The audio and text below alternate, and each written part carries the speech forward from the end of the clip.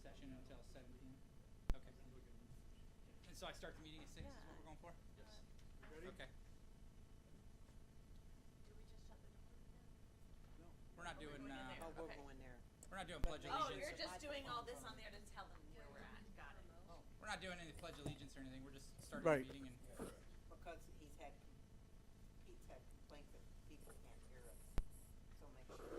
Just go right in here and yell. Now we can hear you.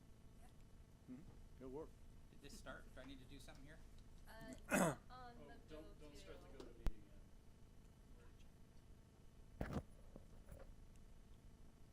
Is everybody waiting on me now? Is that what we're doing? I'm trying to get the. We'll give you the cue cards. Could you? Okay, you're good to go. There you go. Okay. We'll call the meeting to order at 6 p.m.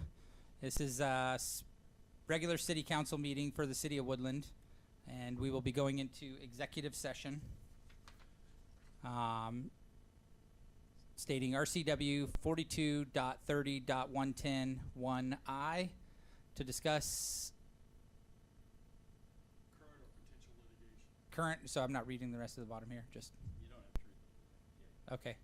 To discuss current or potential litigation, and we will be in an executive session until 7 p.m.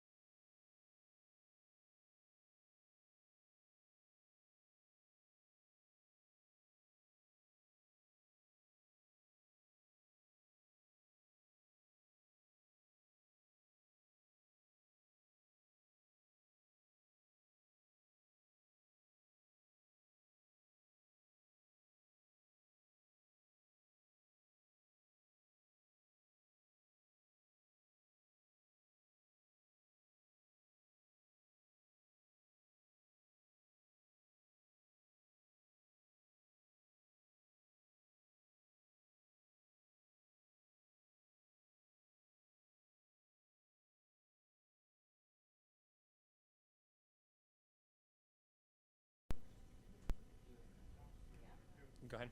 All right. Where's my phone? The time is now 6:59. Sorry, 6:59. We'll continue to be in executive session until 7:10 p.m.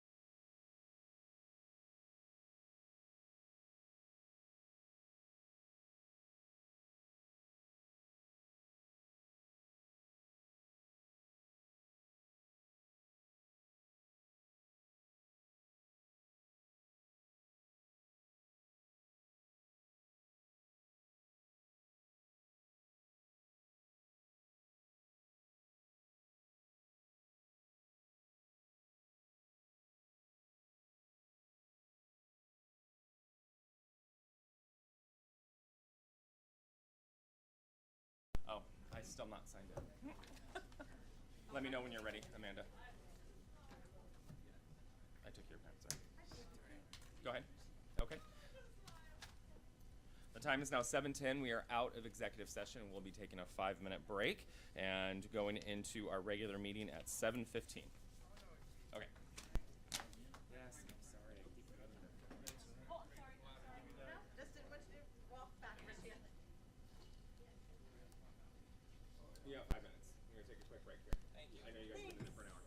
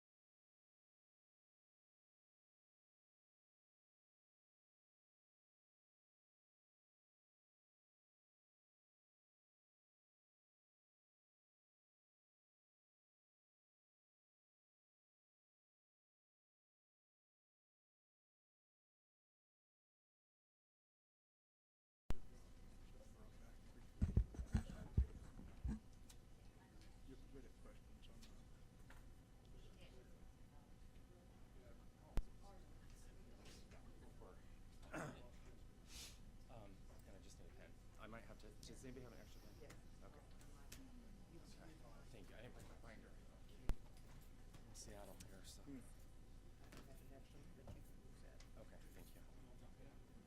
Yeah, yes. You have an extra?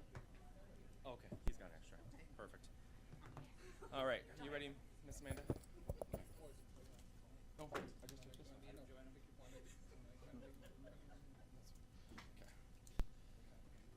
All right. Did you hear that take off, say recording?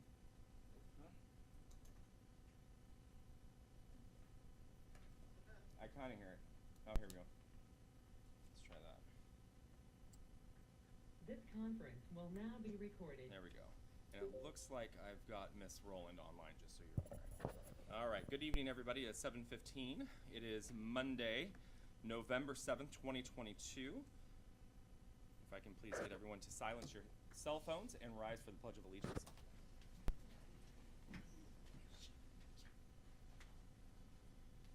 I pledge allegiance to the flag of the United States of America and to the republic for which it stands, one nation, under God, indivisible, with liberty and justice for all. Thank you. Will you please take the roll? Councilmember Burke, Present. Councilmember Rounds, Here, Councilmember Chapman, Here. Councilmember Smith, Here. Councilmember Holland, Present. Councilmember Rolland, Here. Councilmember Doughty. here. All right, everyone is present and accounted for. At this time, we'll be moving on to citizen communications for items not on the agenda. We have a number of folks signed up this evening, and as a reminder, everyone speaking this evening will receive 5 minutes. Got some feedback. All right. Comments will be directed towards myself. If I'm able to answer a question, I will. Interaction with the council will occur with myself and not council. So those that are speaking, I will do my best to attempt to answer questions if you have any, and be taking some notes as we go here. Again, you'll have 5 minutes. I ask that you keep it to that, and I will keep the timer. Please be professional in your speech, and profanity will not be tolerated. So, at this time, we will jump to communications for items not on the agenda. And first up, John Kenwisher. Did I get that right? Okay.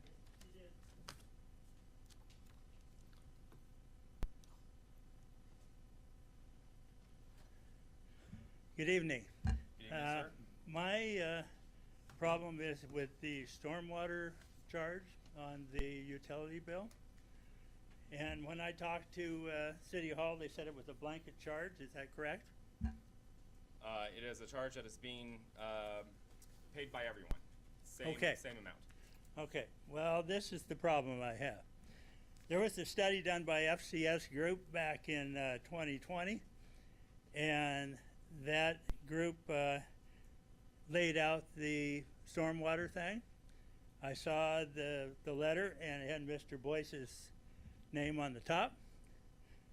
The problem with that is, you know, if you paid for that study, they did a crummy job, and I'll tell you why. I am one of the residents in River Mist HOA. We have our own catch water system that we pay for, we keep up, we do everything. We have huge underground cisterns underneath the HOA community there. We keep up our own streets, we keep up our own lights, and we have been charged now for 2 years for stormwater, evidently, when we shouldn't be getting charged at all. We do our own system, our own cup, our own upkeep. Our HOA fees pay for all this. And it better end. It better be rectified. Because we had an HOA meeting the other night. There's 42 residents in there, and they are not happy. So you better fix it.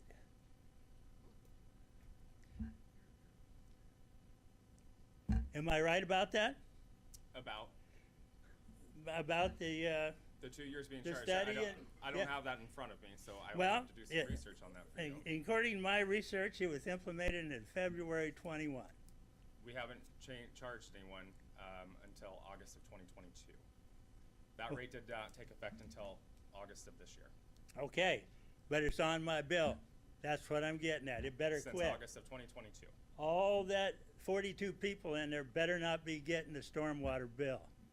We will look into that, and I can get back to you here if I've got your information. Well, I've got your address, so. Yes. Okay. And the other thing is, this tier system for water. If you go to the gas station and put 20 bucks in, it's one tier, right?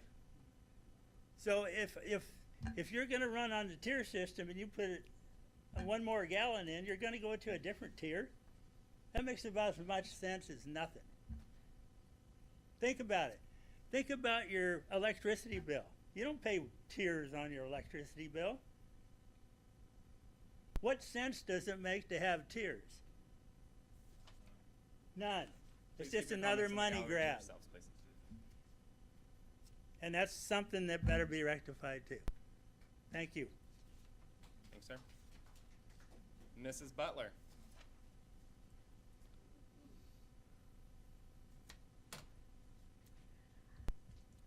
Yes, I just noticed on the city website, just looking around there, that the city has partnered with the Department of Commerce to do a pilot project, and it's to analyze our community's resilience to climate impacts.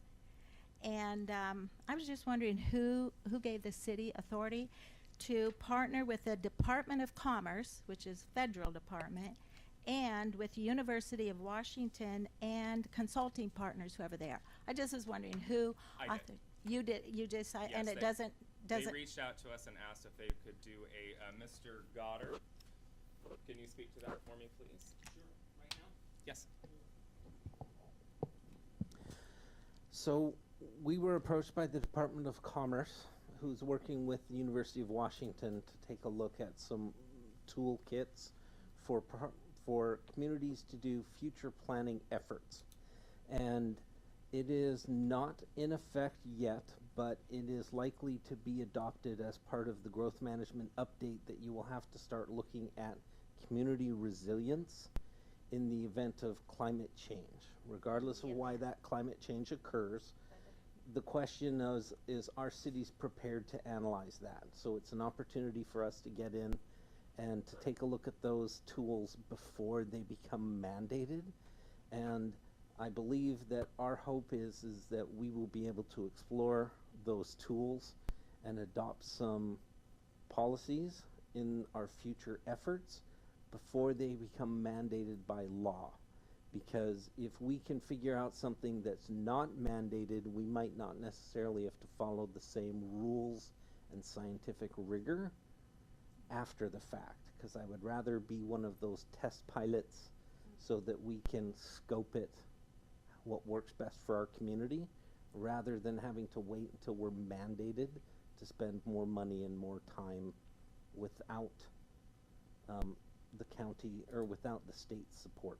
Okay, so are we putting money into this already? Well, we're putting staff time, yes. Okay, and are we receiving any money for doing this pilot project? We are not. Okay. Anyway, so Well, and real quick, Mrs. Butler. Mr. Goddard, how much is it for a comp plan update? What's the cost of that?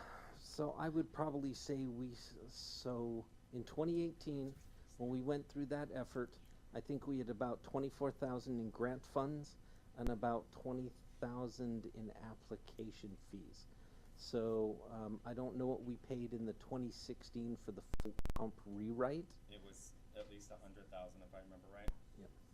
So And something that is mandated by the state. This is an opportunity for us to. I'm just getting this out there. This is an opportunity for us to explore this without having to pay for it, except with some time before the state puts mandates in on us and forcing us to pay for it. Yep. Yep.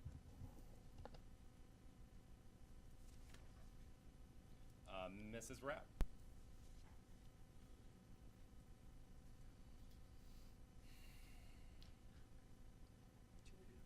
Rab, not Ream. Rab. Okay. You sit down.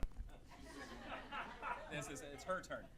I'm going to apologize. I did read it over. I am a little bit over 6 minutes. Okay. Unless I talk really fast, but I haven't been able to come for months, so consider yourself lucky. Okay. Go ahead. I'm unhappy to be here once again. I don't want to hear anymore how the citizens should come to meetings and get involved, as it feels as if the conversation is to a wall. Comments, no matter how valid, are generally disregarded. I brought up over 2 years ago issues with Minol, but no one could be bothered to do their own research, and now here we are with 3 failed billing cycles. Every part of billing that could go wrong has gone wrong, yet the questions remain. Why is our cost of water 2 to 3 times higher or more than any other community, whether they are small or large? In fact, we are far higher than Longview, who just a few years ago had to create a brand new water system. Have we as a city council regretted the failed choice of Minol yet? The rate study that I posted, used by the public work director in the article in the Reflector, where she talked about how much less expensive Woodland was for sewer in comparison to City of Vancouver, she did not take into account that they don't pay a usage rate. In fact, the average family utility bill for using 8 CCF of water with sewer is $95.18 a month. That includes a nearly 30% utility tax. And I want to know what the plan over all of this is by the city. Quite frankly, I'm tired with the half-truths, with just enough truth to make people believe that you're being honest. Let me give you an example of this. If I want to renovate my entire home, but I find I only have enough for certain projects, then those projects are prioritized. Not every project is a priority, so this front loading of utility costs is asinine. As well, we were paying 7% increase every year for our utilities, so please explain how things were so mismanaged that we're going up over 60% over a few years. Please give exact examples of what the mismanagement was, who was in charge of this, what the result was for the person who mismanaged it. We, the citizens, deserve an answer in complete ones. We want every single detail to minutia, or I guess we can request a FOIA for all the details in the last 10 to 20 years regarding city utilities. I'm tired of people in the community being harassed because they dare speak out against the things that should not be happening in the city, whether that be by citizens, former employees. What it looks like to community members is that the city and the council cannot get their act together, and all of it looks retaliatory and juvenile.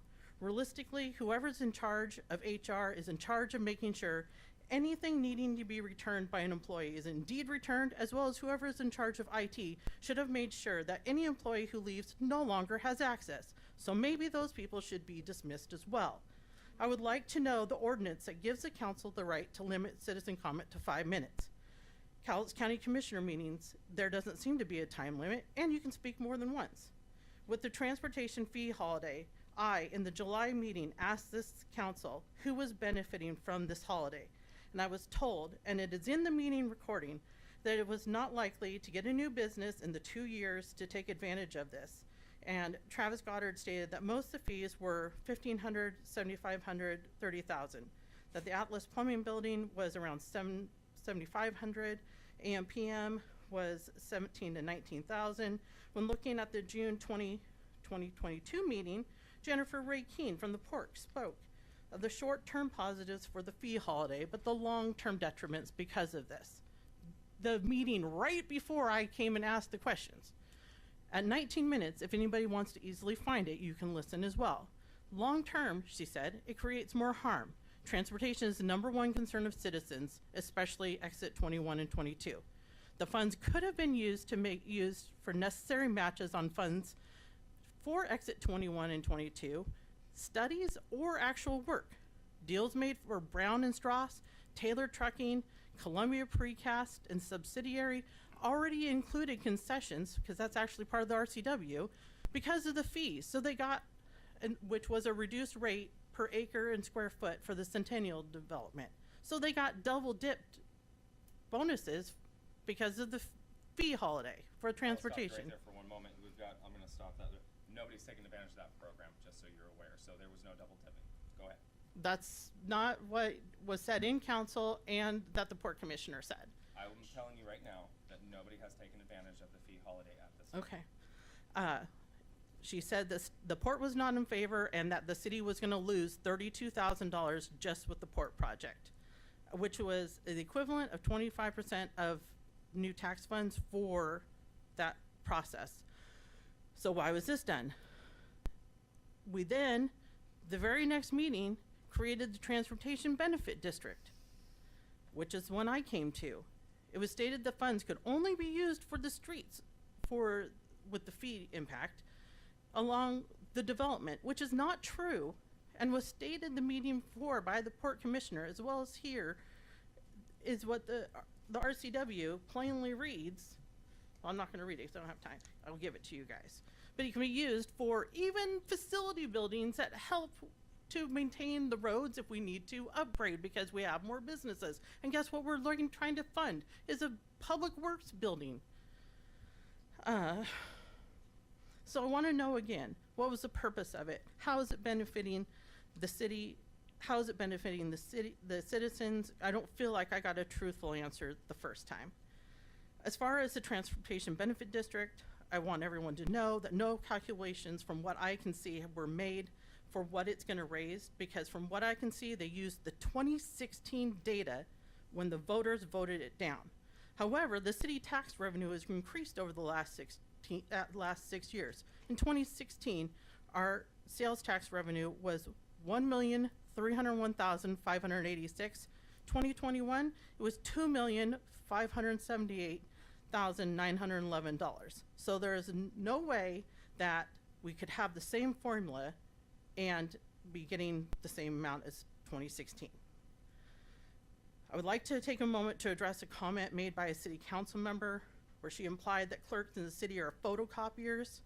In the last few months, I've heard from a number of secretarial staff, clerks, former clerks, and children of former clerks of this city who found it demeaning and offensive, and I feel that an apology should be made.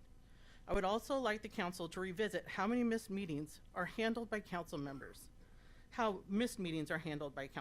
With the current policy, action is only taken if they have 3 consecutive unexcused absences. So a council member could miss 16 of 24 meetings, all unexcused, and still be in good standing.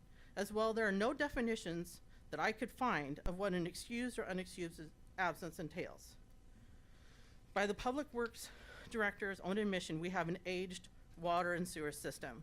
With the amount of solids, iron, chlorine, etc., that go through the aged pipes and meters, how much of that affects the accuracy of the meters, especially in older neighborhoods? How is it that the same address has a leak one billing cycle, but not the next, but then maybe the next again? As well as averaging, the FCS used in the study used an amount far lower than the average even the city of Vancouver used in their rate study of 8 CCF for the average family monthly. And so FCS encouraged the higher price for the tiers to get people to reduce water usage by implementing the high tiers. When people can't conserve water because we all have leaks, both constant, intermittently, I'm not sure how you do that. How is it that so many people's usage are so high? There's no way everyone has leaks. How often are our meters calibrated? How often are our meters replaced? Did the city know about the convenience fee that the customers were going to get with Minol? And I find it really strange that we had the WAC coming to the council meeting a couple meetings ago with concerns of increasing needs of the community while we push citizens out of their homes in the community by utility costs. Thank you. Thank you. And I'm going to address a few of the questions that you made, Ms. Rabb. Time limit is set by council rules. You said something about RCWs. Council has rules that they follow. That's where that comes from. The fee holiday, no one's taken advantage of that at this time.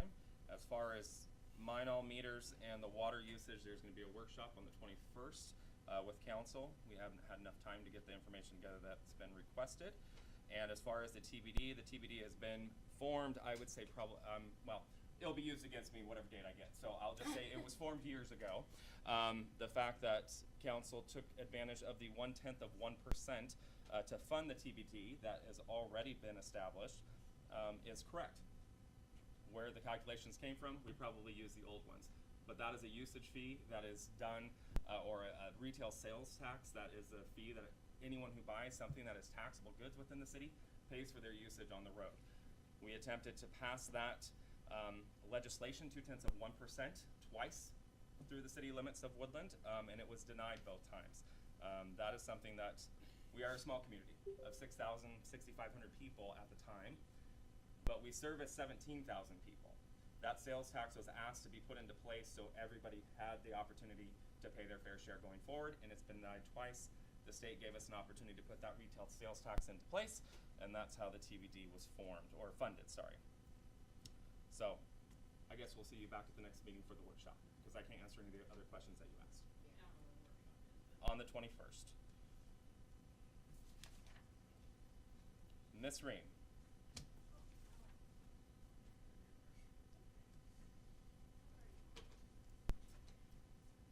I think a lot was already said by the last speaker about the water bills. On my way to council meeting, I stopped at my mailbox. Third water bill I've had in not even 60 days, probably 45 days. We are 2 people in our family. 2. We have shut our sprinklers off back in October 1st. We have been billed $1,150 in water bills. This is ridiculous. Please keep your comments from the gallery. How is anyone supposed to you're pricing everyone right out of this community. Last month we paid $850 in water bills and our property tax. That was $3,200. I don't know how you expect people to continue to live here like that.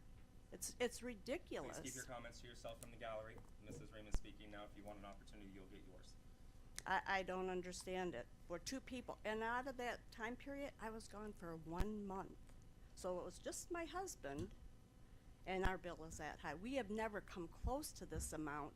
The whole time we've lived here, we complained about our water bills at $400 for 2 months, and now we're paying astronomical fees. This is just my idea and suggestion. We're going to come to your house with a 5-gallon bucket every day and fill up from your hose, because I don't know how we're supposed to afford it. It's just... You clap, but I pay the same bill. Well, then you can have part of ours. And but what... I'm gonna stop you right there for 1 second. All because right. There's a statement that you made, Mrs. Ream, that you said water bill.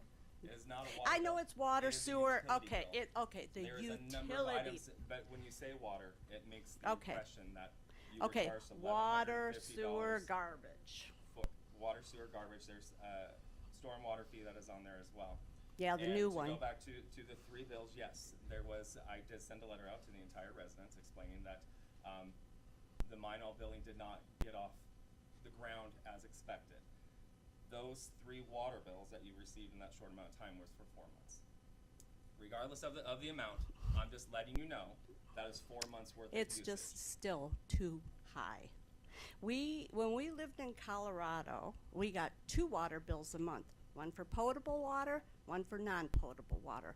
We should not be paying sewer on our water that goes in our lawns. That's just not There's right. winter averaging that is done with And this. that doesn't even come close to covering what we're being billed. We moved here because it's a small community. We've always lived in smaller communities. We like it. But this way, my husband wants to retire in March. I told him, you're going to have to stay working just so we can have water. I mean, we have gotten to the point where the city has said to us so many times, well, you probably got a leak. I have turned off all the water, waited 15 minutes, looked at the meter. It is not moving. I've replaced all the guts in my toilet several times. Now we flush the toilet and shut the water valve off. Now, how is that a way to live? I'm afraid to turn on the washer machine, run the dishwasher, because every time I turn on a faucet, dollar signs fly before my eyes. This is just out of control. It just something has to be done. Now, why could we not implement a system to have a potable and non-potable water bill, so we are not paying sewer on that water? Because that's what's putting us into the highest tier of billing, is by watering our grass, and you know because you live in our neighborhood, we're in the HOA. Well, if you notice, I didn't water my grass this year. Well, I live across from we know who, and I am not going to be paying $100 of fines. And then the worst part of all. And we're gonna need to wrap this up though. Okay, but the worst part of all of this is we're paying that in our utility bill. That doesn't count the money that we're spending on water that's drinkable. We do not feed that water to our pets. We do not drink it. It is not drinkable. So we're paying for all this water for what? Something that Thank you, Mrs. Ring. And as far as the fines with the HOA cannot fine you if you are in the state of drought, which I did send that information off to all the HOAs in the city. So just so you're aware, I was very conscious of that to let them know that that was not a possibility. Well, I'm just letting you know that you're worried about a fine from the HOA. They can't do that. So, Tracy Renfro.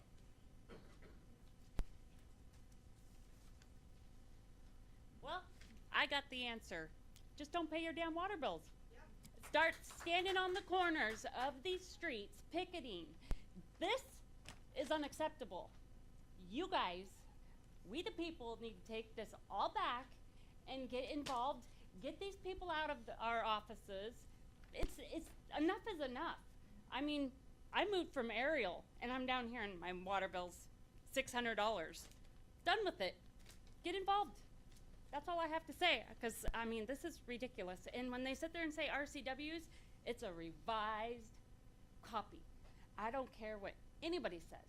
Go to your Senate, your Republican office, get Arn Mortensen involved. Christie is another good one. Sue.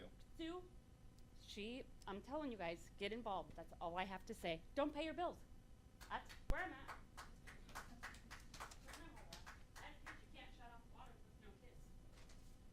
I have nobody else on the. Is there anyone in the gallery who failed to sign up at the beginning for items not on the agenda? Now is your opportunity to step forward, ma'am.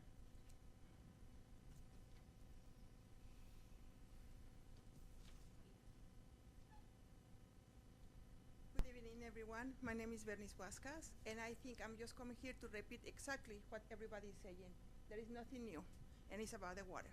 And seriously, I would like to know why somebody in Texas is putting their fingers in my water bill right here, who is making the filling the pockets out of our pockets. It is really ridiculous. And we have to start finding what is going on there and find answers, because somebody here in Washington can be capable to take care of our water bill. Being all the way in Texas, I mean, we live in a place, look outside. Yes, I mean, yeah, I will be wet 3 times today. So we live in a place that we have water to share with others, but not in that way. If you look in the water bills of people in Kelso, in Longview, in Vancouver, they're not paying the amount that we're paying right here. And we live in a place with water. So why we pay even more than Arizona and other places that have a drought? That has no sense. So we need to find answers. And you cannot give us the answers, then we the people have to find the answers. Thank you. Thank you. Anyone that failed to sign up at the beginning of the meeting, now's your opportunity to step forward. Anyone online? I have something. Go ahead. I'm just curious as to how my water bill, I have 3 people in my household, 2 weeks a month, and then 5 the other 2 weeks a month. My water bill went from $300 for the 45 days to $140 for the new 30-day cycle. My 6-year-old now knows that his baths are being limited due to our water bill. All of my kids are now taking baths or showers every other week instead of, or every other day, sorry, instead of every day. Like, little kids should be able to take baths when they're exposed to germs at school. My second question is, I am a tenant of a house. I I'm responsible for the water sewer garbage bill, and I'm wanting to know why I am also not getting the bill along with my landlord. So I don't get the option of trying to figure this out. My bill had to be paid $700 over the course of less than 4 weeks. Because it isn't in my name, it was on him. So the water bills are the responsibility of the property owner, even if there's a tenant in there, but Mr. Goddard, I believe, or Miss Coleman, sorry, there is an option for them to come into City Hall to get access to that to pay it, correct? Yes. The tenant. Yes, and there is an option to call in, and also a second invoice can be sent to the tenant. Just needs to be requested. Yeah. So a second invoice just needs to be requested from the tenant. That is, so you can start Or- receiving those. Or it can go to the tenant themselves, and then the landlord can get the copy. Okay. Did you hear that, ma'am? How do I go about, yeah, how do I go about doing that? Because he's really great about sending me the bill, but I do feel bad when I have a large family and that's a lot of money to pay out in a course of 4 weeks, that I had to be a little bit later on it. It sounds like a lot of the community is struggling to pay that bill in the course of just a couple of weeks. So I just don't get the option to be late, and it sounds like a lot of people also do not get the option to be late. Because Well, it's at under this their time, we are rules. just before Ms. Coleman answers that question, we are waiving all late fees at this point until February, just so folks can get used to the new 30-day billing cycle and get caught up. Ms. Coleman? We sent out a letter stating that the bills went out late, so instead of receiving it on the normal 60-day cycle, the 45-day bill went out later, and so we sent a letter out to everyone to notify them, and we posted it on our website. And then we also said that we wouldn't be charging any late fees. At the same time that the first 45-day billing went out, then they were caught up and had the regular cycle billing go out on time, and then now they're having the regular billing cycle for the 30 days go out on time. But in order to get that done, you can either come into City Hall, you can either call Minol, either way we can get it done for you. Okay, thank you. Thank you. You bet, thank you. Anyone else online?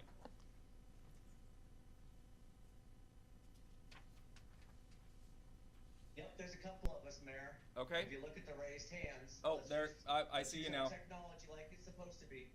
Right? There's 3 of us. Thank you, Mr. Deinhardt. Go ahead. All right. First off, let me start by saying I apologize for not being there in person because I love seeing your reactions up close and personal. I think all of you on the council should be ashamed of yourselves and follow JJ's lead, sitting there with your eyes closed in embarrassment. JJ, Monty, Deanna, Jennifer, and Mayor, you should all resign tonight out of respect for our community residents.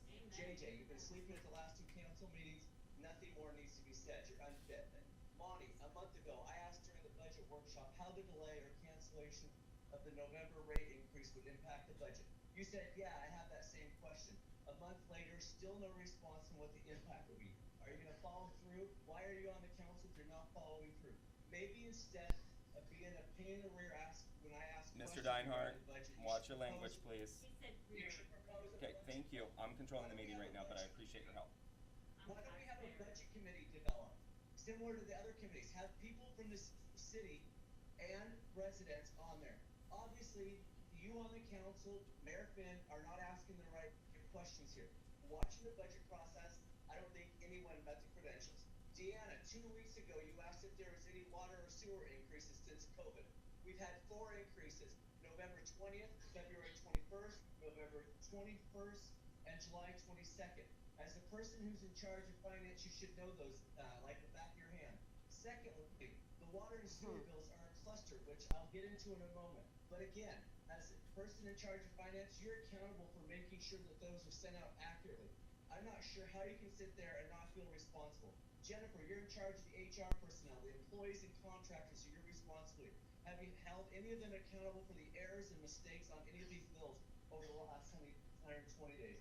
Secondly, what about the missing laptops? That's on you. Mayor, this all stops with you. The buck is on you, and I don't know why you sit there. So now let's talk about the sewer and water bill issue. Okay, first question I have on that is why do Columbia Carbonates and Hamilton Materials, for example, have a fixed rate charge rather than a usage? What was the approved process when we did that, and why are they, that's a benefit to the city. Why are we allowing that? Second, why does the City of Woodland website pricing talk about cubic feet, but residents are billed in 100 cubic feet? It's easy for me to do that and to change it over, but again, not everyone needs to. So, that being said, I've gone through and done some analysis here. So according to the U.S. Geological Surveys, again, looking at government research, the average person uses between 80 and 100 gallons of water a day. An average household of 4 people would use roughly 12 CCF, 100 cubic feet, 1,200 cubic feet per month. Assume that your sewer is 60% of water averaging. These households in Woodland, under this, their bills would be 40.5% higher in November, 40.5% higher today than they were in November 2020. And then their sewer would be 6.8%. So a total increase our residents are paying since November 2020 is 21.8. That's assuming that you're only at 12 CCF. Now let's look at a family of 6 who is using about 20 CCF, okay? Again, under this new tiered pricing, that family of 6 has an increase in their water of 69.3% since November. Their sewer is 9.3% higher for a consolidated rate of 34.8.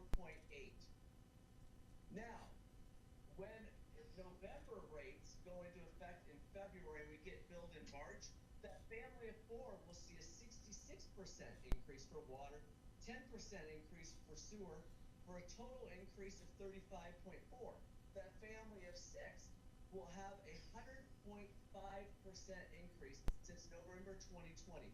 That is a double in price for water, 10.6% higher for sewer, and an all-in increase of 49.3.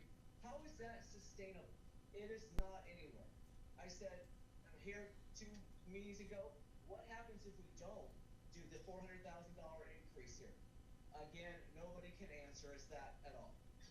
Okay, so I sit there and I look through. 30 seconds, Mr. Deinhardt. Okay, people's what? 30. I'm still under my 5 minutes, sir. And I said 30 seconds. I was just giving you a warning so you can finish up.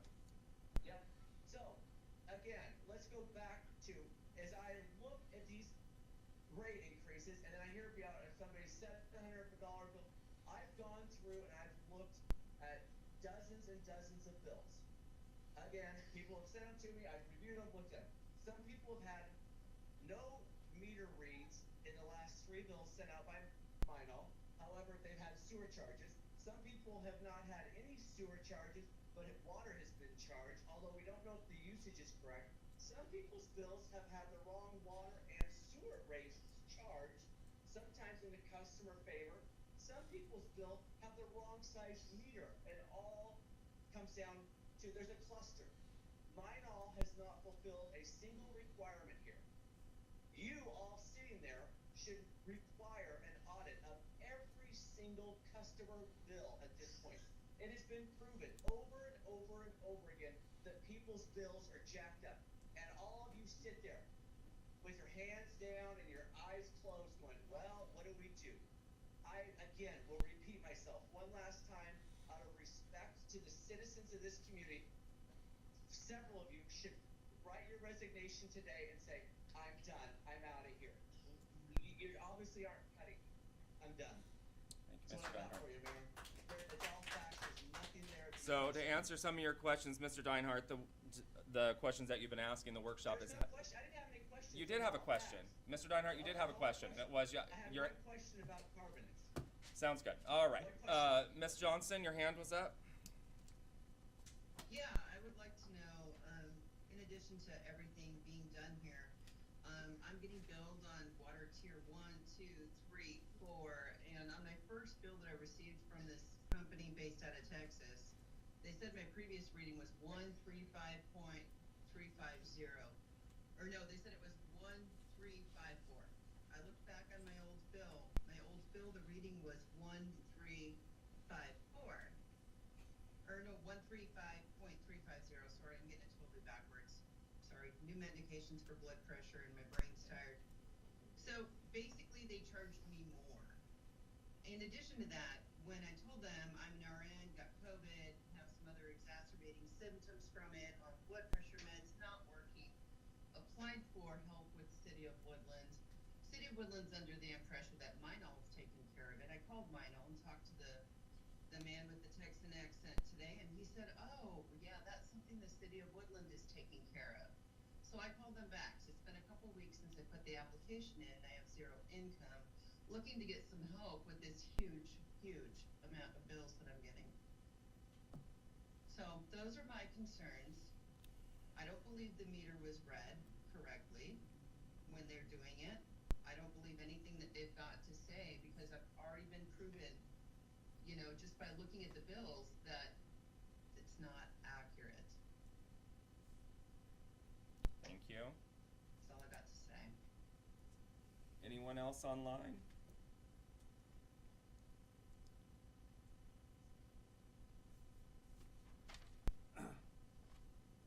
Seeing none, moving on to items on the agenda, Mrs. Butler.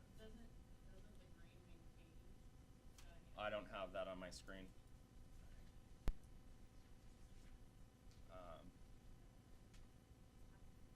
I just think, Katie, did you have some comments this evening?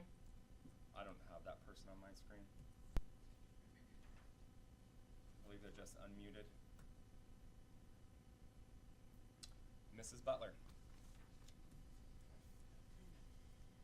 Good evening.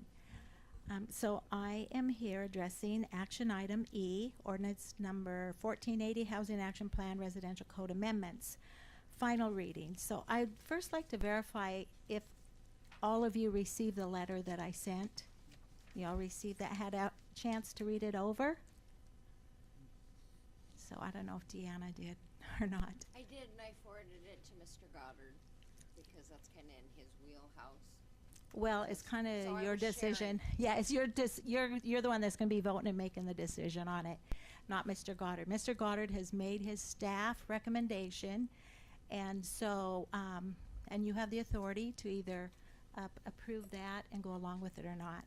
So I just wanted to kind of go over a little bit about the purpose. Had a few more things I'd like to add. One of the purposes is to allow for housing diversity. And I just like to say I don't think Woodland has a problem with that. Woodland already has a great diversity of housing in place. We have 4 low-income apartment complexes, which is actually quite a lot for the city this size. I talked to Building and Planning in Battleground today and asked him if they had any, and he kind of stammered around like it didn't even come to him right away. And it came to me right away. I could think of it. I have friends that live in some of those places, and they're nice, but we have 4 of those. We also have low income. We have rental houses. We have 1-car, 2-car, 3-car garages, houses of single story, 2-story, 3-story. We have RV parks, trailer parks, mobile parks, senior living. We even have storage unit that some people use for housing. I don't think it's supposed to happen, but my daughter lives near that and observes that. So I'm just saying, I don't think we have a problem here that we need to address with this ordinance, in light of the fact that with this ordinance comes some things of concern, like the mixed use with residential and commercial. I also asked the Battleground Planning and Building Director if they have mixed use in Battleground. He said only mainly along Highway 502 and 503. But it's not in their low density housing residential areas. So there's a reason for that. But this ordinance would allow the mixed housing in all residential areas of the city. It's very clear in this, what's written up. So staff might want to discount this, but if you read it, it makes it very clear that this could impact all city property owners and tenants. So I'm not sure how the tenants there. Anyway, I just wanted to make sure that was pointed out. So just to wrap it up, the potential to change the face and the feel of the city of Woodland and our residential neighborhood is great with this. And everyone I talked to quite a few people. I tried to get on the phone and say, hey, do you know what's going on? Do you know what our council's going to be voting on? And no, I mean, everybody said, what? No, we don't want that. So I don't know how many people y'all heard from, but this is not something that the residents of the city would like. So I hope we can have a vote tonight that this doesn't go any further. So thank you very much. Thank you, Mrs. Butler. Whitney Rab.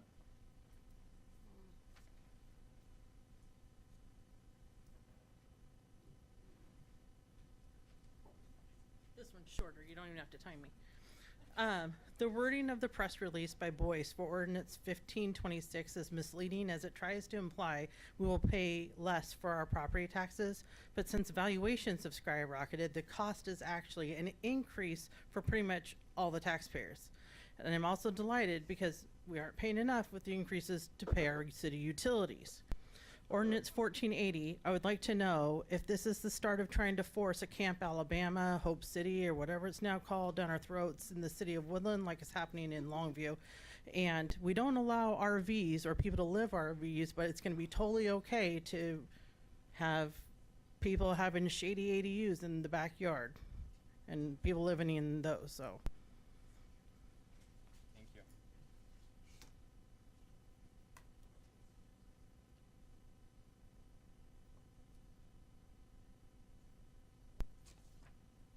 Cody Roy. Yes, homeless camp would definitely add diversity to the city. I'm just here to add my word on that ordinance number 1480, the housing action plan with the residential code amendments, hoping that you will vote to deny the application. There's just a lot of real ambiguous and relative kind of language that's used, and you know, the importance of being specific, like water. What does that mean? What does diversity mean? What does affordability mean? I mean, those are really relative depending on who you talk to. And when I read things like international residential code, I think of India. That's where I've spent the time that I haven't been in Woodland. And I think, yeah, that's not what we want in our town. So there's terms like that that just need to be definitely, the language needs to be restructured before this should be considered any further. And let's see, there was something else I was going to say about that. Yeah, oh, last meeting, there was a lady, I was on the phone listening, there was a lady that was saying what a lack of resources we have for the amount of crisis needs that are coming into the town.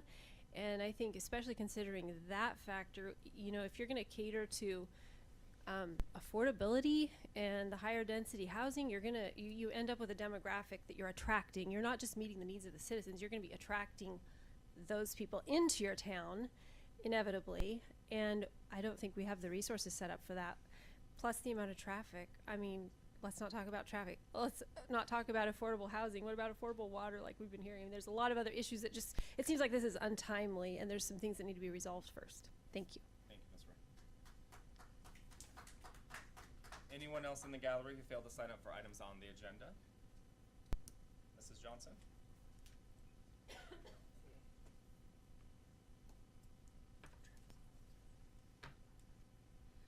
Well, I was one of those people that Donna called, and I went on the website and read it, and I'm kind of confused on what it actually says, because it keeps referring that this zoning would, I guess you would call it zoning, would apply to any lot of 5 acres or less. So why don't you just say it's going to apply to every lot in Woodland, you know? And because I think that's kind of a misleading, because I thought, where are you talking about? How many lots are 5 acres in the city of Woodland?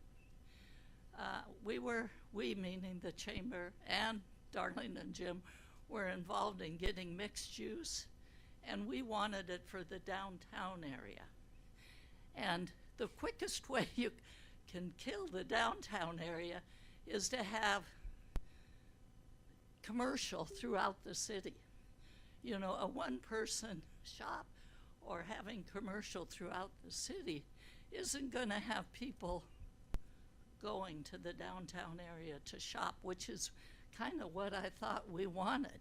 And I know that's what the chamber wanted when we proposed mixed use, and that was you had to have quite a bit of commercial on the bottom, and then the owners could live above. So I don't like that. And when I can't remember how long ago, I always say 100 years ago. 100 years ago, we got involved with all the low-income housing that was coming to the town of Woodland, and we did percentages. And way back then, we were 13%, and that was higher than Longview Kelso. That was, La Center had practically none, Battleground had none, Richfield had none. So we had become kind of the dumping ground for, I shouldn't say low-income housing, I should say affordable housing, because that's the more appropriate word. But I've never been known to be too appropriate. So this is just another method of getting more smaller and high-density things within the town. And I think that's the last thing Woodland needs. You know, they call it sprawl, and I call it, you know, we want to eliminate sprawl in this. I call it, you want to eliminate livability. I think it's livability when you have some room. And and to have mixed, I got two notes, mixed use and the size of the lots. It's just not a good move. At least I don't feel it's a good move. And the way I read it, if it's 5 acres or less, but somebody didn't have the guts to say all of Woodland, because, you know, if it's every single lot in Woodland, you could build multiple houses from, what was it, 4 now allowed up to 9, you know, that's just not a good move. And so I hope you reject this change, and especially having mixed use in the entire area is putting a death knell in the town, what I consider the town. Thank you, Mrs. Johnson. Anyone else in the gallery? Items on the agenda? Go ahead.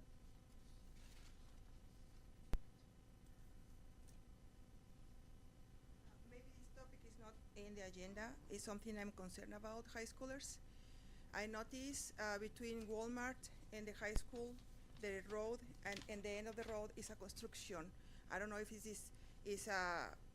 this business is just developing or there's a construction going on. I don't know what it is, but I saw different trailers coming in and out, not just from Walmart, but for that construction site. I don't know if somebody ever noticed that, but it's a concerning.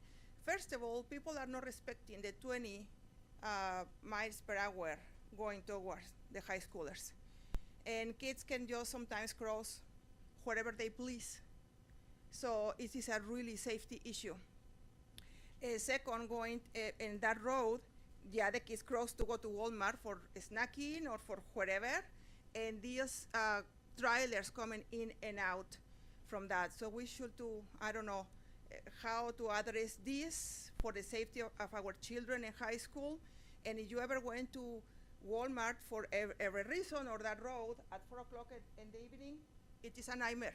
You can be there even for 30 minutes trying to get in and out from people picking up the kids, the buses, the trailers from Walmart, and everybody else. And also these trailers are destroying our cities, the roads in our city. They crawl on top of the curbs and on top of whatever they wanted when they turn, and then who's going to repay that? Who's going to pay for those? Us? I mean, it's our pockets. It has a limit size, you know? So we have to do something with that, but especially for the safety of the children. Thank you. Anyone else in the the gallery? Mrs. Ream? Items on the agenda? Okay. Question about mixed use. Okay. Does this mixed use mean that someone could build a business right next door to me if they decided to do that? Is this gonna be what's happening in the city with the mixed use? My sister tonight, she lives in Minnesota, so it's not here, but they just recently passed a mixed use in their community. They live in the middle of nowhere. They've owned that property, her and her husband's family, since 1948. They have 10 acres, they have deers, bear, moose, everything in their yard. Now they're at their city council meeting fighting on this mixed use because the guy behind them has decided he wants to put in a sawmill and runs it 24/7 and has trucks in and out all the time, and she can't even open her windows or go in her yard without earplugs and noise canceling headphones, and she has migraines every day because they just run in that saw all day long. Is this something that we're looking forward to happening in our community with this? Mr. Goddard, can you answer that question? Is Mrs. Ream gonna end up with a sawmill as a neighbor? So the mixed use is a commercial zoning aspect, it is not a residential aspect. The residential zoning does allow home occupations, and our code does not address Airbnbs. Okay, I'm not talking about Airbnb. Yes, so there are standards for having a home occupation business, and it limits no outside storage, limited number of vehicles, limited number of customers, and limited types of activities. And But what you, would that limit be? so it's in the code. I don't know that off the top of my head, but there are standards. I hope so. This nice little community that I think we all moved into is turning into something none of us want to live in anymore. Anyone else in the gallery?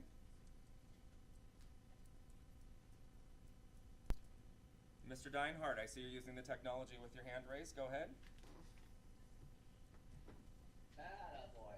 So, speaking of technology really quickly, because this is an agenda item, when you ask us to turn off our phones in the gallery online, it would be helpful if you asked the council members to turn their phones off. It's a microaggression to have one sit up there and look on their phone while we sit there and talk. It basically tells us our comments are worthless. So, it'd be nice if she would turn her phone off. Okay. Ordinance 1526. Looking for It'd municipal be nice code. if we could get an ordinance written up, documentation without 8 errors in it. It's ridiculous that we can't expect, the standard. But first of all, I guess my question here is, it's a 1% increase. We say that the, cost per thousand is going down, assessed values are up. Ultimately, the city is going to receive 1% more revenue from taxpayer property taxes. Again, that's not the full $36 million. I realize that. It's a small chunk of change. 1% isn't a lot of money. At the same time, though, when you don't trust your council, don't trust your mayor, you do want to question and say, what is that 1% going to be? So I guess I would like to know, what is that 1% total in going to do to the budget? What does that increase it? And what is the expectation to use those dollars for? What will the city use our additional money for? That's what I got. Thank you, Mr. Dinehart. And for the record, that was probably for the public hearing, but I can write that comment down. That wasn't an item on the agenda. We had a public hearing for that. Did you want to speak for that as well? No, if you got that down, that'll be fine. All right. We'll just speak here I'll move it to later. the other paper then. Thanks. Mr. Boyce, what is the number that is going to be collected from the residential, or the 1% increase, sorry, not the residential, the 1% increase for tax? And so again, we do not have the final numbers from Cowlitz or Clark County yet. So the estimate right now is that, give me a moment here.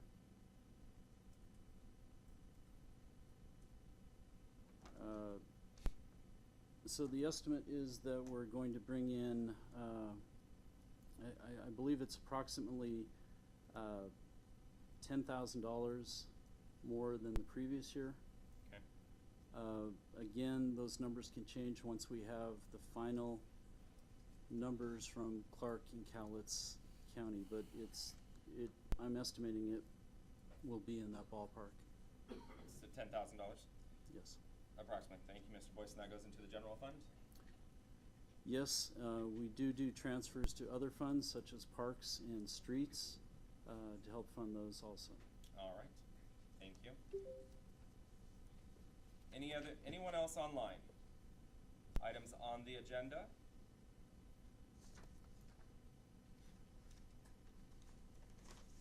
Seeing none. We've come to the agenda itself. Move to approve the agenda. Second. Moved by Councilmember Rowland, second by Councilmember Dowdy. Ms. Amanda, will you please take the roll on the agenda? Councilmember Holland, Aye. Councilmember Smith, Aye. Councilmember Chapman, Aye. Councilmember Rounds, Aye. Councilmember Burke, Aye. Councilmember Dowdy, Aye. Councilmember Rolland. Aye. All right, the agenda has been approved. The time is now 8:18. We'll be moving into a public hearing. 2023 property tax and revenue. First up, we have Mrs. Ream. Yes, ma'am? You're good? All right. And I'm not going to be able to say the last name. Sherry? I'll just start with Sherry. No? Okay. Ms. Renfro?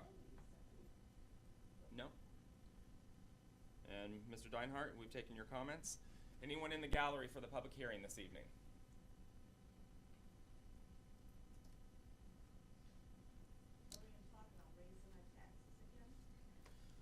Anyone online?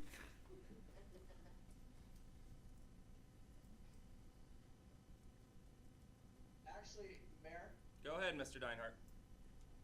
can I just get it for the record? I think the $10,000 is way low. If I look at the dollars total all in of the property taxes that is collected and paid towards the city budget, 1%, I think the 10,000 is way low. I would just like it on the record, please. Thank you. Anyone else online?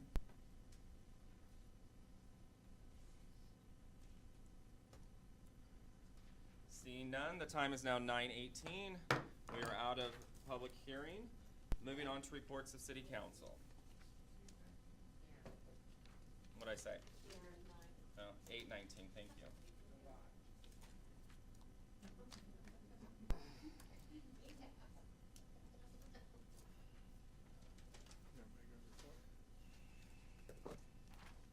Seeing none, moving on to Public Safety Committee.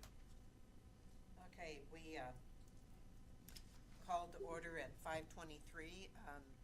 Mr. Chapman, myself, and Chief, and Mr. Boyce was in attendance. For new business, the police department, Chief Kelly updated the committee on the recent announcement of Officer Murray's retirement. The department will be holding an oral interview tomorrow morning for a lateral candidate, and Officer Nelson will be starting the academy next week. The department completed the less lethal shotgun training, and all department officers will be carrying the shotguns very soon, affording us the opportunity to use another less lethal tool to resolve potentially serious incidents.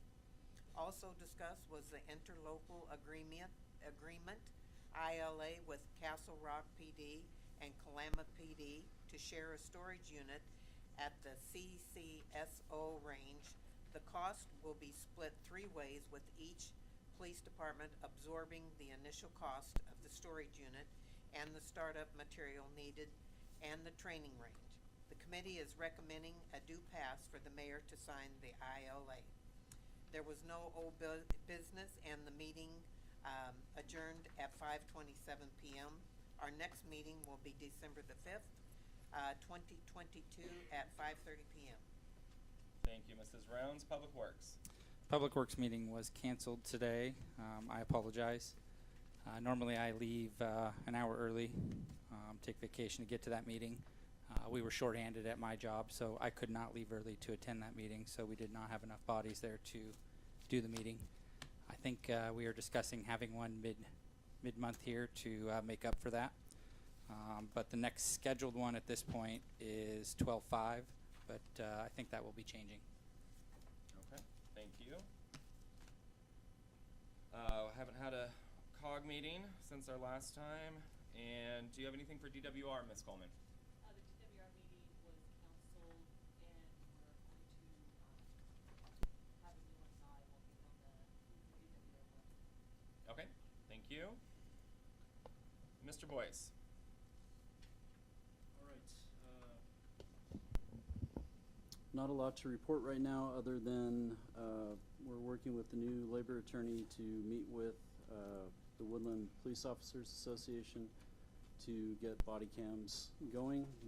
We hope to be scheduling a meeting very soon. So that is coming. And I know we're pressed for time, so I'll leave my report there. Thank you, sir. Mr. Randolph. Nothing to report, sir. Ms. Anderson is not here. Chief Galley. Public safety report was Gotcha, thank you, sir. Mr. Goddard. So the Planning Commission meets on the 17th of this month, right here in this room at 7 o'clock. Our last meeting was just a couple weeks ago, and we talked about retooling our code, some code fixes. We also talked about the upcoming effort to rewrite the sign ordinance to make it consistent with the Supreme Court decision. And that is probably what's going to be on the agenda for December as well. So we'll probably have our public hearings in December if we can. I also needed to point out that we have a new staff member, a new permit technician. Her name is Elissa Brentano, sitting at the end of the row here. So if you have the opportunity to stop by, say hello to her. She is new to the office. She's been with us for a couple weeks, and we're very happy to have her. Thank you, Mr. Goddard. Yes, Mr. Smith. Some of the comments on the housing action plan. Are we going to have time to have some info from you about the questions that were asked here, or comments to kind of fill in some of the gaps for us? During discussion, yes. Okay. Ms. Coleman? So, I will be presenting on the 5th of December about all the projects throughout town, and then the application status. We are working with the Department of Health, as everybody knows, and we're also working with USDA for grant applications to put in for some of our projects. So I'll be reporting on that, and then the updates on all our projects that are throughout town on the 5th. Perfect. All right. Thank you, Ms. Coleman. Moving on to consent items this evening. Motion to approve consent items. Second. Moved by Councilmember Smith, second by Councilmember Rounds. Ms. Manda. Councilmember Dowdy? Aye. Councilmember Rolland? Aye. Councilmember Holland? Aye. Councilmember Smith? Aye. Councilmember Chapman? Aye. Councilmember Rounds? Aye. Councilmember Burke? Aye. All right, consent items have passed. Moving on to action items. Action item D, authorize mayor to sign interlocal agreement with the cities of Castle Rock and Kalama for purchase and use of storage unit located at the Cowlitz County Sheriff's Office Firearms Training Range. Make a motion to approve action item D, authorize mayor to sign interlocal agreement. Second. Moved by Councilmember Rounds, second by Councilmember Chapman. Councilmember Rounds. Well, it's another another place for our officers to go to have training, and we're going to split it with all three departments, so it'll be an economical advantage for all of us. So I think we should do it. Councilmember Chapman.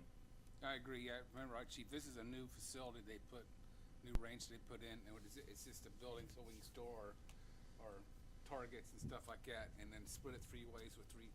Instead of us buying one all together, we got three other municipalities that we can all share the same connex, if you basically want to call it, to store stuff. So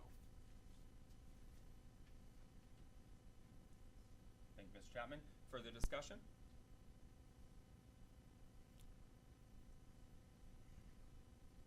Seeing none, can you please take the roll on action item D, authorizing the mayor to sign interlocal agreement with cities of Castle Rock and Kalama for purchase and use of storage unit located at the Cowlitz County Sheriff's Office Firearms Training Range.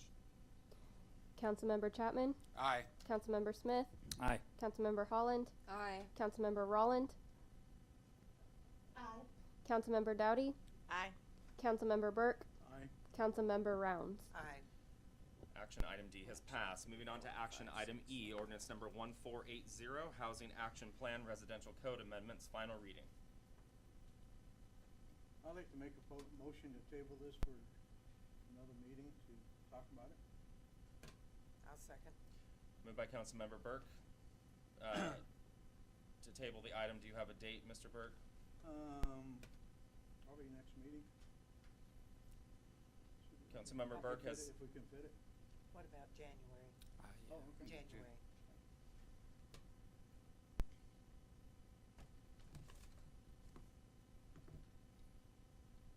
January You're quicker 2nd. on the calendar than I am. There we go. January 2nd will be the first. Why don't we move it to January 16th? 16th, yeah. Because I think the second we're closed. Yeah. That's for Yeah, the holiday. Oh, yeah, but yeah, So, it's all motion on the holiday, yeah. floor to postpone ordinance number 1480, action item E, Housing Action Plan Residential Code Amendments, final reading by Councilmember Burke to January 16th, seconded by Councilmember Rounds. Councilmember Burke. Yeah, I think there's a lot to be discussed about what it actually does. I don't think, at least I don't know of any meetings we've had on it. Something that was passed a couple of years ago or during the COVID. So we need to go over it and see what we're actually, what's going to really, what it's going to do or don't. Councilmember Rounds? Well, I'm not happy with, small homes being in every backyard in Woodland, cause I just don't think that that's, it brings the property values down, and I'm not fond of that particular, aspect of the ordinance myself, so. Further discussion? Mr. Smith? Is this something that would be better for a workshop to kind of make some changes to it versus adding it to the January 6th meeting? And 'cause it sounds like there might be some changes that we're wanting to do. Are you making an amendment to the motion to create a workshop instead of bringing it back as an action item? Can I take Travis's question over there first? Mr. Goddard? For the record, I will not be in town January 16th, so if you want me to do a work session, that's fine. Just the day you picked for the presentation might be problematic. Okay. We'll, Do you need a second to that amendment? yeah. Well, we need to figure out a date before I make a motion. We can, if you want to do a workshop, we can do a workshop on the 3rd. Of January or February? Yeah, of January. All right, motion to, that's a holiday. Let's go February. Let's push it out to February. I'm not, yeah. So The February. 6th? Motion to move the ordinance 1480 Housing Action Plan to a workshop for February 6th. I'll second. Moved by Councilmember Smith to move ordinance amendment to the original motion on action item E to create a workshop on February 6th by Mr. Smith, and seconded by Councilmember Rounds. Councilmember Smith. I think we need more time to discuss this. I think we need more info, and we need to make some changes to this. I'm not 100% thrilled with what it is either, so. Councilmember Rounds. I agree. Further discussion? Mrs. Dowdy. I just want to say thank you to everybody who did email and came and spoke tonight about this. I think it has made all of us think and given us a lot to think about. So thank you so much for being here and being present to voice your concerns. Mr. Smith? I second that. I know there's some frustrations out there. I promise you there is nothing more valuable than having people come up here and speak as far as me sitting here right now. So I appreciate when people do come up here. All right, motion I on. agree. Oh, Mrs. Rounds? I agree. Motion on the floor for amendment to the original motion to move ordinance number 1480 to a workshop on February 2nd. Second or sixth? February 6th, sorry, Okay. February 6th. Will you please take the roll? Councilmember Chapman? Aye. Councilmember Rounds? Aye. Councilmember Burke? Aye. Councilmember Smith? Aye. Councilmember Holland? Aye. Councilmember Rolland? Aye. Councilmember Dowdy? Aye. All right, the amendment has been passed. Back to the original motion to table ordinance number 1480 now to a workshop on February 6th by Mr. Burke. Anything further? No. That's it. Mrs. Rounds? No. Further discussion? Seeing nothing, please take the roll. Councilmember Holland? Aye. Councilmember Rolland? Aye. Councilmember Smith? Clarification, we're doing a workshop. This one was the sooner one? No, yours was the amendment to the original motion. Now this is the actual action to move it to February 6th. Okay, aye. Councilmember Chapman? Aye. Councilmember Dowdy? Aye. Councilmember Rounds? Aye. Councilmember Burke? Aye. Motion has passed. Workshop to be held on February 6th. Moving on to action item F, SMA 22-011, asphalt patching 2022 scope and budget adjustment. Move to approve. Second. Moved by Councilmember Burke, seconded by Councilmember Rounds. Councilmember Burke. I need to get finished. Councilmember Rounds. Yes, we need to get the patching done before it gets too bad this winter, so it just needs to be done. Further discussion, Mr. Smith. I agree, it needs to be done, but I also look at the budget item here, and it was budgeted $17,000. The cost of the item is $28,994.80. Where are we getting the money from, and what are we giving up to do it? Ms. Coleman? We aren't giving anything up. Okay. If you look at the notes that I put in the report, I stated that we do have budget, there is no line item adjustment. I always have a reserve amount that I leave for things that happen unforeseen. Sometimes you get in and you cut the asphalt in and you have to redo more of the earth, or you have to put in more asphalt. This in particular one was on the intersection off of Pacific. We had 2 insurance claims at that intersection when we started to get in there and cut. There was more material that we had to put in, and it was better to do that and have additional insurance claims on the city. So that's part of it. The other part is we found some additional patching that we need to be done throughout town, because what we do is we have all the cold mix that we put in throughout town, and then we come back and we do the hot mix asphalt, so we'll hold. What I normally do is I just have a budget line item when we do our budget every year, anywhere from between $15,000 to $20,000. So we estimated based on the material that we were gonna put in this year to be about $17,000. That's about where the bids came in at. But I always have money set aside in case something else happens when we're out there in the field, so I don't spend my entire budget on that, but I have it set aside in case we need it. But I wanted to say, there was something that happened. Let me think here. I'm having a brain moment.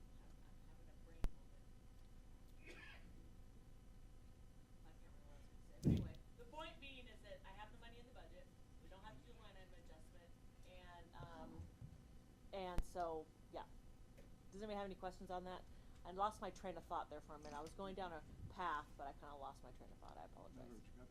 No, you're very good at it, and just more info. There is a large group here Yeah. to just kind of explain what's on paper in person to people so that they could have a little better understanding of it. Yep. Thank you. Yep. Further discussion?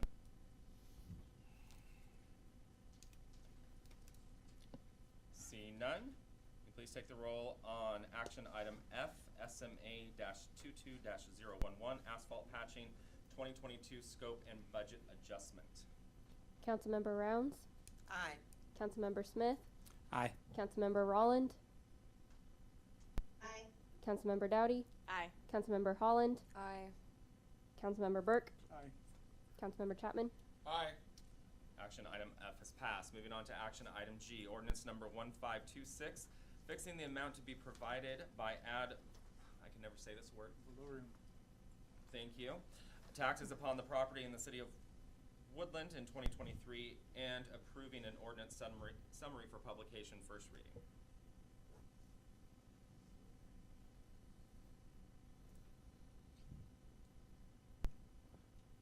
Motion to approve ordinance 1526.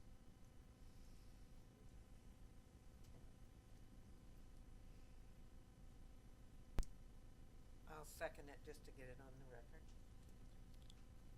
Motion by Councilmember Smith, second by Councilmember Rounds. Councilmember Smith. So by law, the most we can increase is 1% of our budget from the previous year. The cost of living has gone up roughly 8%.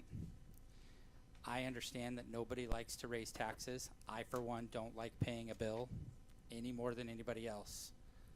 Next year, when we go to do our budget again, we can go up 1% by law. If we don't stay on top of it right now, and we go 8% cost of living increase this year, and we go 8% cost of living next year, we cannot afford to keep the city operational. It is vital that we stay on top of the 1% that we can do.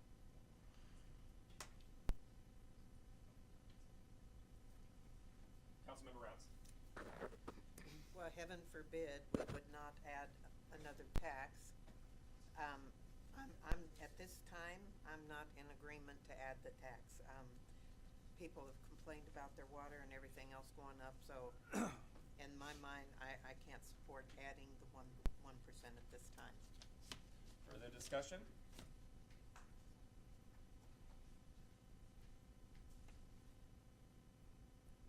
Seeing none, clerk please take the roll on action item G, ordinance number 1526, fixing the amount to be provided by ad an ordinance summary for publication first reading. Councilmember Chapman? No. Councilmember Burke? No. Councilmember Rounds? No. Councilmember Smith? Aye. Councilmember Dowdy? No. Councilmember Rolland? Aye. Councilmember Holland? No. Action item G has failed. First reading 5-2. The time is now 8:39. We are moving into a workshop, Lodging Tax Advisory Committee recommendations. Mr. Boyce. Okay, bear with me a moment.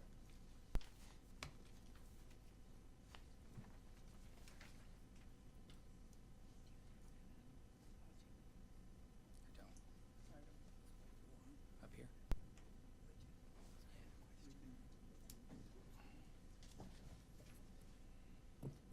Okay, so the Lodging Tax Advisory Committee met and reviewed the applications for the lodging taxes that are received by the city.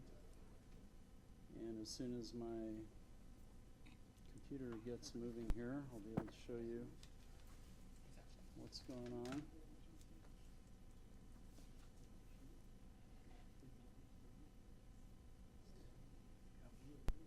Okay, so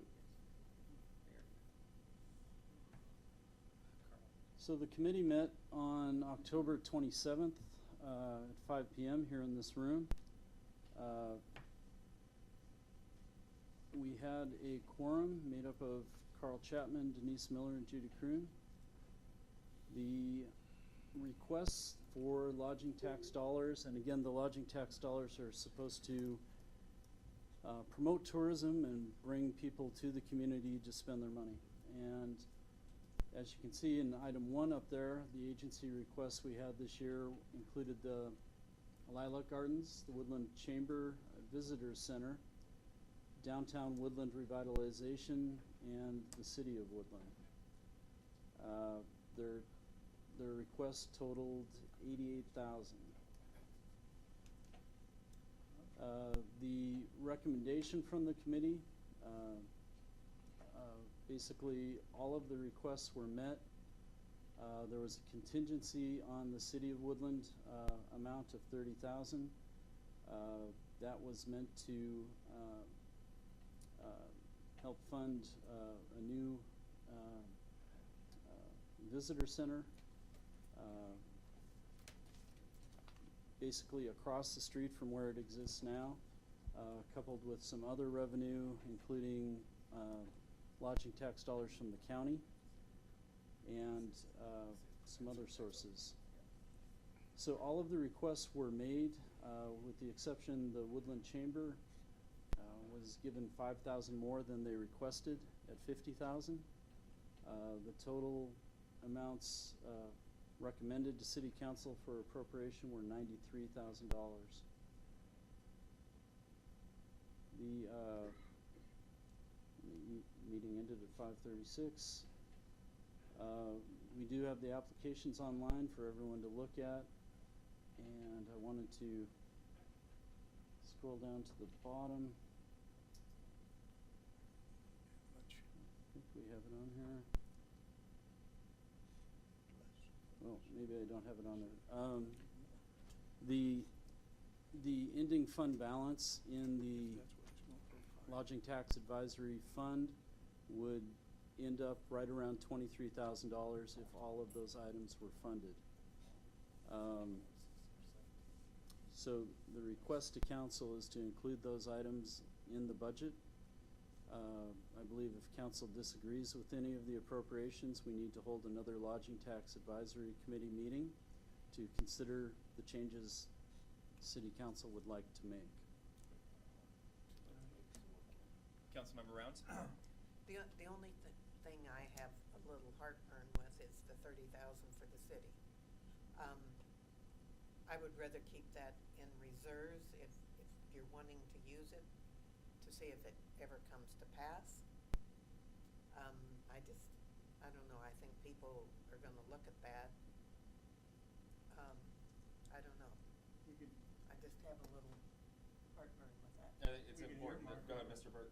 We can earmark it to be used for a business. It's dedicated funding. We can't spend that money on anything else but the footprint for the visitor center that will be housed within the Civic Center. The Port of Woodland has offered up $10,000. We received $30,000 from the Cowlitz County Lodging Tax Committee. This would be the city's portion to assist in getting the mobile home out of the welcoming area of the city. Go ahead. I'm great with it going towards that. With this, with your mayor, the mayor changes, and sometimes the city and the Chamber of Commerce have different objectives, and sometimes the Chamber of Commerce has to disagree with what the city is doing sometimes. So I'm just wondering how that's going to work if They don't get it. I know what you're saying. They move into a city facility and then yes, and relationship we goes have south. and we have a different mayor in the relationship. We've goes discussed south. that as well. There would be a long-term agreement put in place, signed by both parties. Is any of that extra money that's going to the chamber gonna be put aside for the building too? No, I'm working with the chamber right now to identify a fundraising mechanism to, it's been identified about $90,000 is the cost of their portion of the footprint of the building, where this money would be going. So we're in contact with them now to discuss a fundraiser of some sort to make up that $20,000 difference right now. It takes about $50,000. Well, it takes more than that to run the chamber and the information center. So I don't see how they could put any of that aside. And I think did the chamber lower what they took from last year? Didn't they do 55,000 last year? Yeah. If I remember right, they asked for 40,000. They were Yeah. given 45,000. This year they came in and requested 45,000. The committee awarded them 50. Okay. And it's important to note, as Mr. Boyce said, if there's changes that need to be done with this, the entire package needs to go back to the lodging tax. We just can't pull one.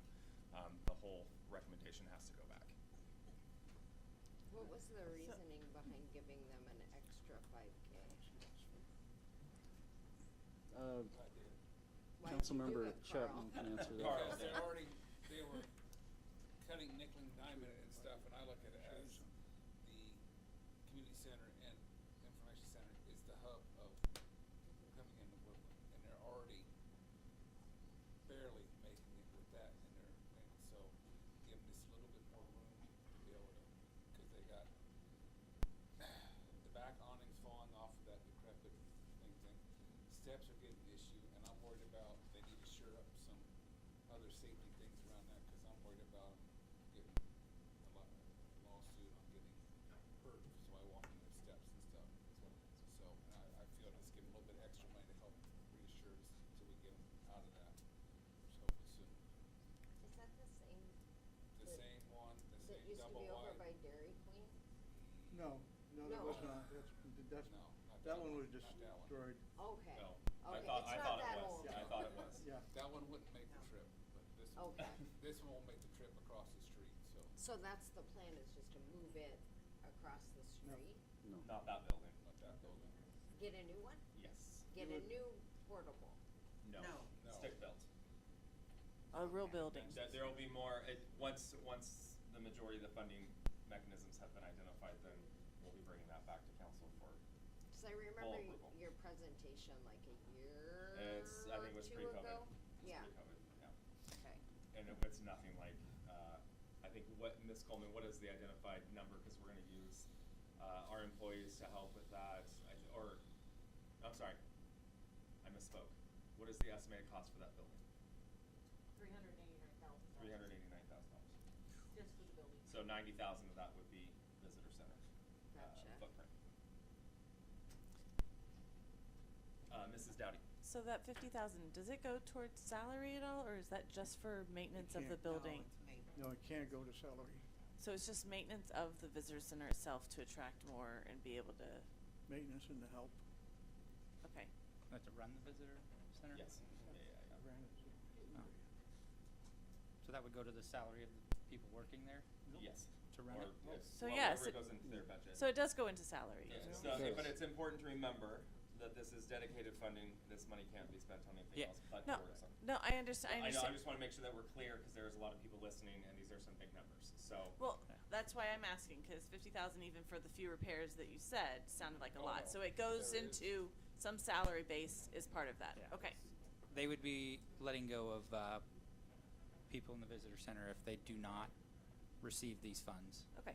That's what I just want clarity. And this money is earmarked for visitor funds. It literally cannot be used for anything else. So it either goes towards something like this or it sits there. And it's not money that our town is putting in, it's people that are using the lodges. Similar to the TBD sales tax that has been put into place, Okay. everybody uses it. So if you stay in a hotel, you pay it. Yes. There's the budget that was submitted by the chamber. Do you have last year's numbers? What I thought was the Lilac Gardens was 5,000, but it went up to 8,000. Do we have a new They executive increased director? their. Do we know request. why? I don't know. I believe it Assuming was they've for, been paying I believe the whole thing is to be used for marketing, to bring people to the Lilac Gardens. And there is a lot of visitors to the Is there? Lilac Garden. Okay. There is. And Peter, you said there would be 23,000 left over? Is that what Right. you said? Okay. Just on the conference, yeah. We didn't delegate it all, there's still enough. Okay, And there's still that that's- cushion. And when I say that, that's based on the estimates of revenue we believe we'll receive throughout 2023. And Councilman Dowdy, they don't get the money, like, we don't tomorrow write them a check and go. It's They- as it they- comes they- in. They turn in receipts Okay. and they get up to that amount that we've delegated to them, so. I think we used to get it quarterly. Okay. And just to reiterate the question I had, I think the last meeting, they don't have to actually give you a report of how many people they bring to the city for Who? tourism. Anybody Oh, who well, gets it's tourism dollars. the Lilac Gardens estimated over 20,000 people in that 1 week they're open, I believe. Wow. So I mean and that number's probably gonna be higher this year coming up, I'd imagine. And The visitor center keeps track of how many people stop into, which Mrs. Miller reports on once a month, how many people have stopped in, and where they're from. And if you look at the screen, here are some of their estimates of people visiting. Oops, sorry about that. that's what we have to fill out every year, or they have to. That's part of the application process. Yes.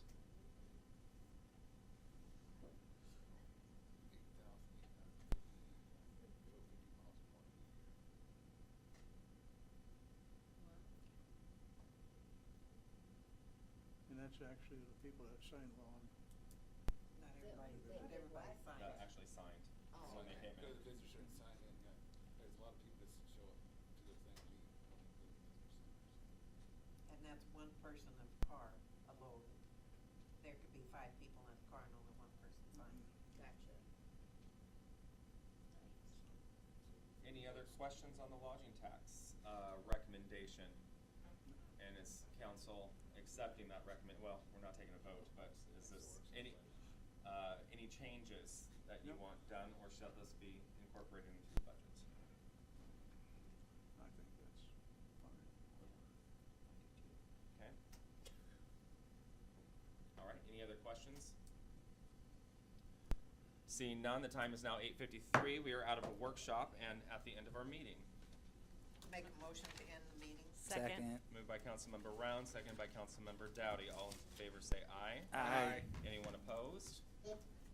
8:53. Thank you. This conference is no If anybody would like to stick around and talk to council members, I will be here for a little bit. I'll be here too.